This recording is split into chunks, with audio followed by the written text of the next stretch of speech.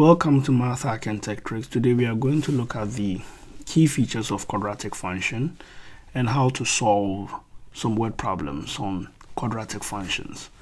In our previous lesson, we looked at exponential functions. You can look at some videos on it. We will later address some questions that occurs in the EOC on exponential functions. When we take a look at the quadratic function, it looks like a parabola. It is a parabola or the U shape. It can curve upwards or downwards, and it has features like axis of symmetry, the x-intercept, y-intercept, and the vertex. So when we take a look at this, it says that a quadratic function is of the form y equal to ax squared plus bx plus c. Just like that of linear function, which is y equals to mx plus b. The quadratic function is always defined by the x squared, or the x to the power 2. When it is curved upwards, it is having a minimum like this, because the curve usually have a minimum value, which is the vertex. When it's curved downwards, it have a maximum of, that is the altitude. So it's curved upwards, maximum. And it is when the coefficient of x squared is negative. This is achieved when coefficient of x squared is positive. We will be taking a look at more graphs like this.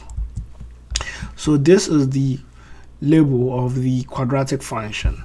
The axis of symmetry divides the parabola or the U shape into two equal halves.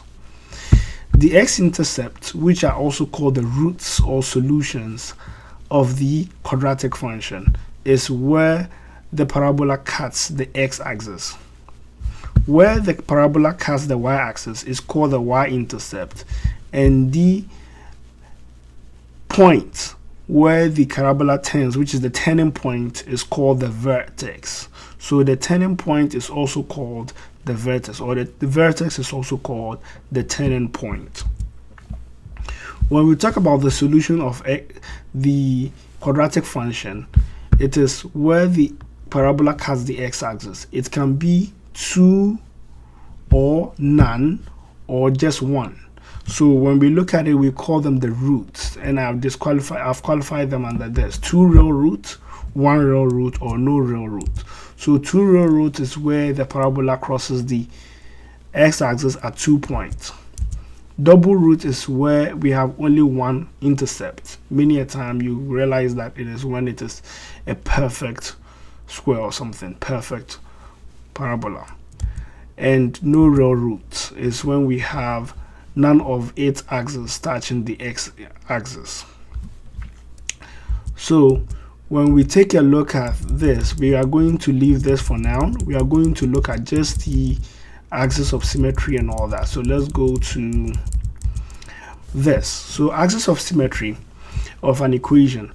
We realize that whenever we are given a formula ax squared plus bx plus c, the y-intercept is always when the x value is 0. So when all these values go to 0, so the y-intercept will always be the constant term, c.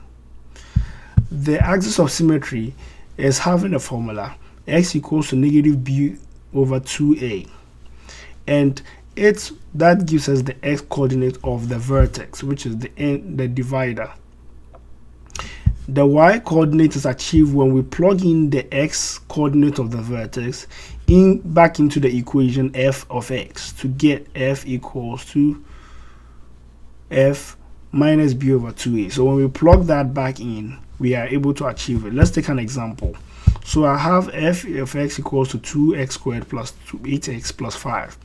The y-intercept will be my 5, and my axis of symmetry is negative b over 2a. My b is 8 and my a is 2. When I solve it, I get my axis of symmetry be negative 2.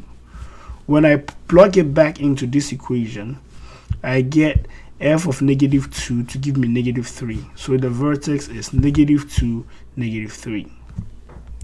So we can solve questions like this.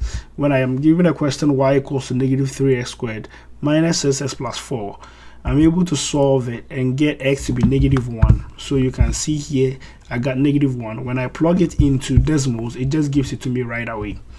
And when I solve for the y coordinate by substituting the value of x, I get it to be 7. So the vertex is -1, 7, with the 4, which is the constant term, being the y-intercept. The same applies to this. When you solve this equation, where your b is 4 and your a is 2, you get x to be -1 for the x coordinate of the vertex. When you plug it back in, you get +1. So just like this, my vertex is -1, 1, and my y-intercept is 3, which is when you achieve when we make x equal to 0, just like you see it. So when we plug in x equal to 0, we get the y-intercept to be 3. Same, you can try with this one and you achieve. I've put the graph there, you can see it and then get the answer right. Today I'm going to look at the vertical motion model. The vertical motion model is represented by a variable h, which represents the height of an object in feet, t in seconds, when an object is launched in the air, okay, with an initial velocity of v0 and an initial height h0. So when we plug it back in, we see that it brings out a formula ht -16t squared plus v0t plus h0. We don't need to worry ourselves with the dynamics of how the equation came about, because this is just a period that we are using this equation, so we don't need to look at the dynamics of how the equation came about. You might be given in the question most of the time for you to deduce the equation or use the equation to solve a problem. Let's take an example. A basketball is thrown from a height of 5 feet with an initial upward velocity of 20 feet per second. The height of the ball t in seconds is given by the quadratic equation this. How long does the basketball reach its maximum? So it talks about the time. How long? We are looking at the time. So with the time, we are going to use the we are going to use the axis of symmetry, x equals to -b/2a. So when we use x equals to -b/2a, we are able to get -20/2 times -16 equals to, which gives us 20/32 to give us 0.75 seconds. So our first answer will give us the 0.75 seconds.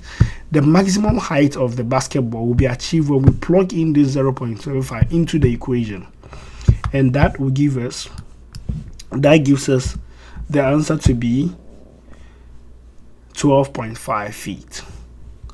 So this is how to use this model. We will be solving more questions later. Thank you.